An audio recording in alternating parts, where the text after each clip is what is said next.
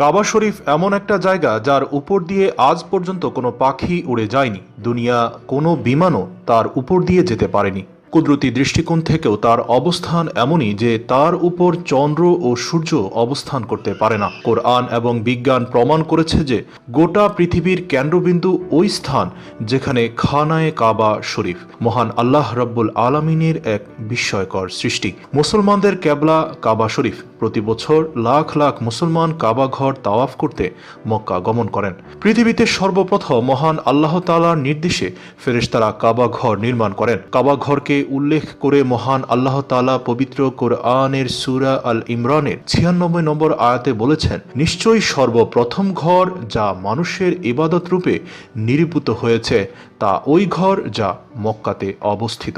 কাবা ঘরটি আল্লাহ তাআলার আরশে মুআল্লামার ছায়াতলে সোজাসুজি বাইতুল মামুরের আকৃতি অনুসারে স্থাপন করেন। হযরত আদম আলাইহিসসালাম ও মা হাওয়া আলাইহিসসালাম উভয়ে আল্লাহ তাআলার কাছে ইবাদতের জন্য একটি মসজিদের প্রার্থনা করেন। আল্লাহ তাআলা তাদের দোয়া কবুল করেন এবং বাইতুল মামুরের আকৃতিতে পবিত্র কাবা ঘর স্থাপন করেন। এখানে হযরত আদম আলাইহিসসালাম সন্তুষ্ট চিত্তে আল্লাহ তাআলার ইবাদত করতে থাকতেন।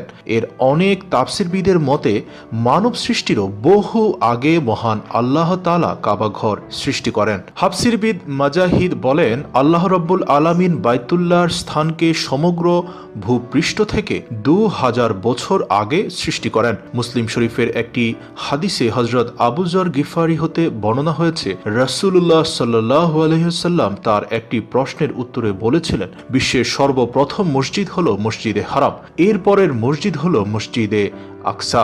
মসজিদে হারাম নির্মাণের 40 বছর পর মসজিদে আকসা নির্মিত হয়। হযরত আদম আলাইহিসসালাম কাবা ঘর আল্লাহর আদেশে পুনর্নির্মাণ করেন। এরপর বহুদিন অতিক্রম হলো, শত শত বছর অতিবাহিত হলো। আল্লাহর বান্দারা কাবা ঘর জিয়ারত করত, আল্লাহর কাছে হাজিরা দিত।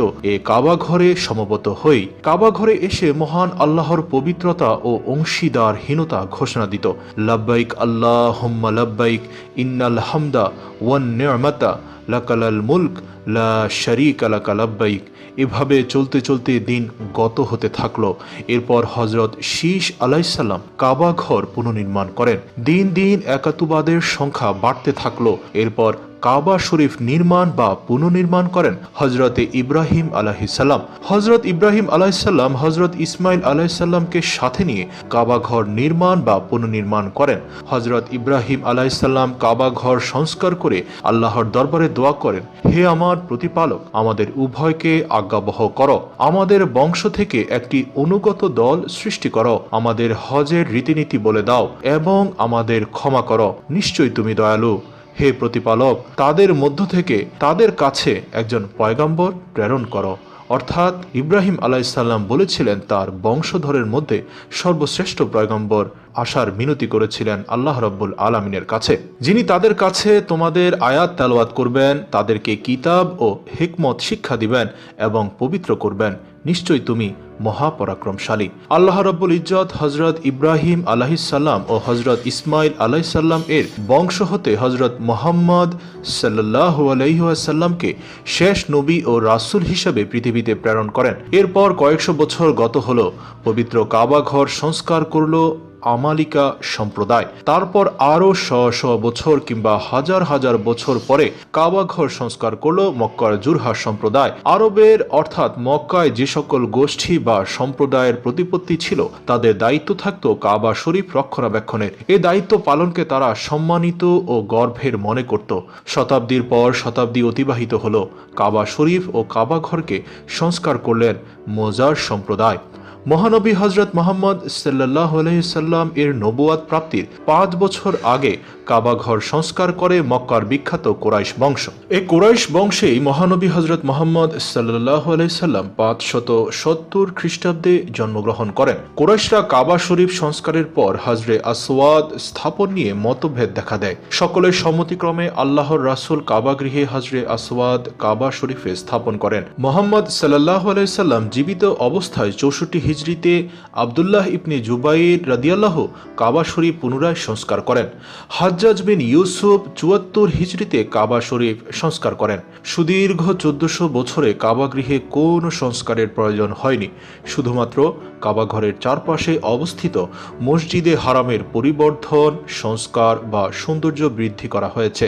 কাবাঘরের রক্ষণাবেক্ষণের দায়িত্ব সৌদি রাজ পরিবারের। ভৌগোলিক দিক দিয়ে মক্কা ও আরব উপদ্বীপ এশিয়া, ইউরোপ ও আফ্রিকার মধ্যস্থলে অবস্থিত।